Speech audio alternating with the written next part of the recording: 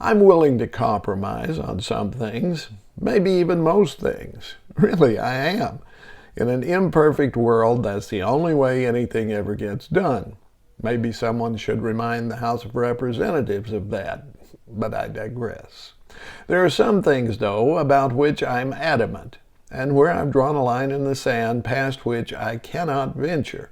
To step over that line would require me to become someone else, someone I wouldn't recognize, and I've invested far too much time in refining myself into someone I can put up with most of the time to consider major alterations now.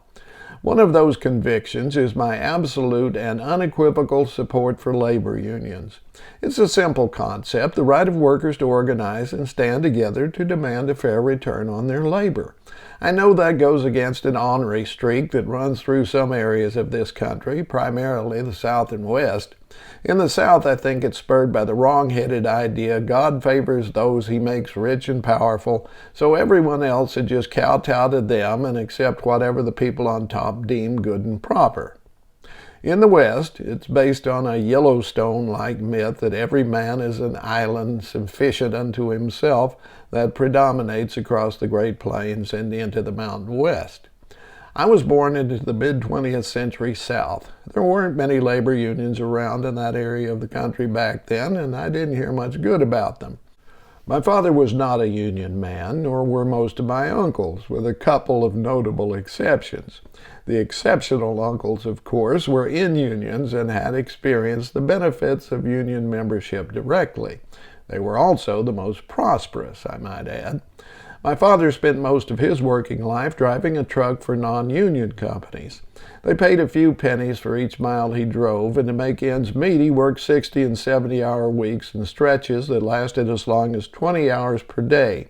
He got no vacation pay, no sick leave, no benefits of any kind. Later in life, after I left home, Dad finally lucked into a union job. He became a teamster. His rate of pay quadrupled at least, and he suddenly had health insurance, vacation, sick pay, a pension, and life insurance. He was on a set schedule of 2 trips per week to one location there and back with mandatory breaks. He also had a co-pilot, 2 drivers, so one could sleep while the other drove. I don't own rose-colored glasses. I know the abuses of organized labor have been many and varied I've seen on the waterfront, but the working world would certainly be worse without them.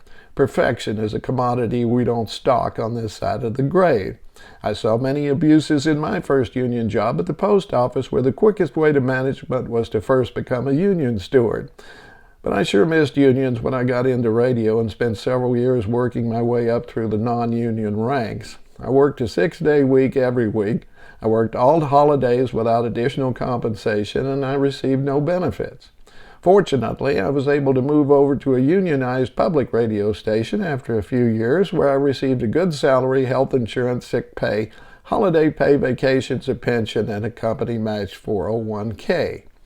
In a depressing development, Tennessee's Christian nationalist legislature, who firmly believed Jesus was a capitalist, managed to put a right-to-work amendment in the state constitution last year. Right-to-work laws forbid unions from requiring workers in a union shop to join the union or pay dues, even though those workers enjoy the benefits negotiated by the union. 25 other states have such laws. There were 27, but the good news is Michigan just ditched theirs. I'm guessing the good folks of the Great Lakes states saw how effective the automobile workers' unions were in getting 30% raises for their members this year.